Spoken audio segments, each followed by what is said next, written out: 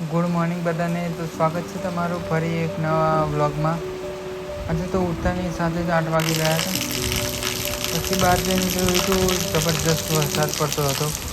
આજે તો આખી રાત પણ વરસાદ ચાલુ હતો અને સવાર સુધી પણ વરસાદ ચાલુ જ હતો આજે તો.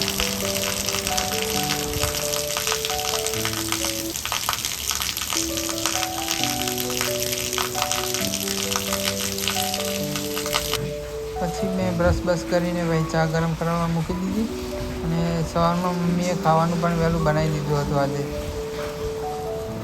અને પછી વરસાદ પડતો તો કંઈ ખાવાનું મન થયું તો તમે જોઈ જ શકો છો કે શું બને છે.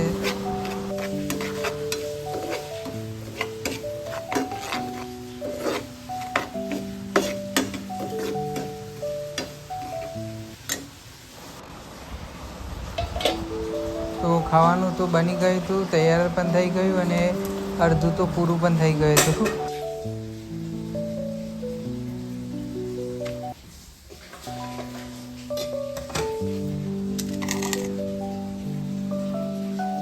વરસાદ એટલો બધો હતો કે દિવાલમાંથી પણ પાણી આવવા માંડ્યું હતું ઘરમાં અંદર.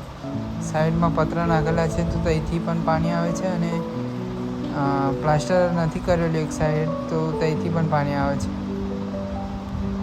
અને વરસાદ એટલો બધો હતો કે કપડાં પણ બધા જ ભીના થઈ ગયા હતા. બહાર સૂકવાય એવું જ નહોતું. અને એમાં મમ્મી તો બપોરે સૂઈ ગઈ હતી અને હું બેઠો હતો વાંચવા માટે. અને આજે ટાઈમ જ ના મળ્યો પછી તો બીજા વિડીયો બનાવવા માટેનો.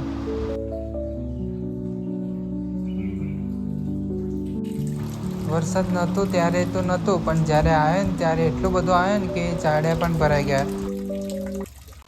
પછી પડી ગઈ હતી સાંજ અને લાગી ગઈ હતી ભૂખ. તો મમ્મીએ ખાવા પણ બનાવી દીધું હતું અને ગરમ ગરમ મેં લઈને બેસી પણ ગયો હતો ખાવા માટે. પછી હું નીકળી ગયો હતો બાઇક લઈને ખેતરમાં પાણી જોવા માટે.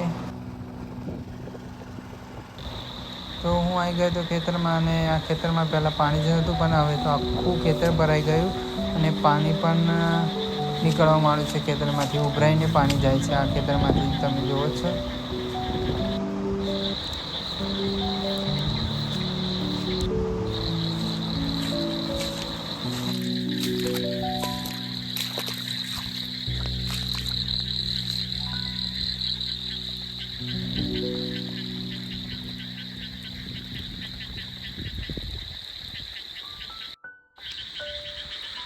ત્યાર પછી હું ત્યાંથી બીજા ખેતરમાં ગયો અને ત્યાં તો બાઇક જાય એવું નહોતું, ત્યાં સુધી તો ચાલતું જવાનું હતું.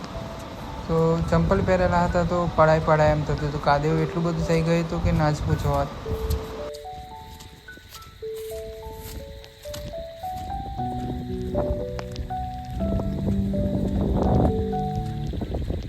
બીજા આજુબાજુમાં ખેતરો પણ પાણી ફૂલ જ ભરાઈ ગયું હતું અને જે ખેતરમાં પાણી નહોતું તે ખેતરમાં પણ અત્યારે તો બહુ જ પાણી ભરાઈ ગયું હતું.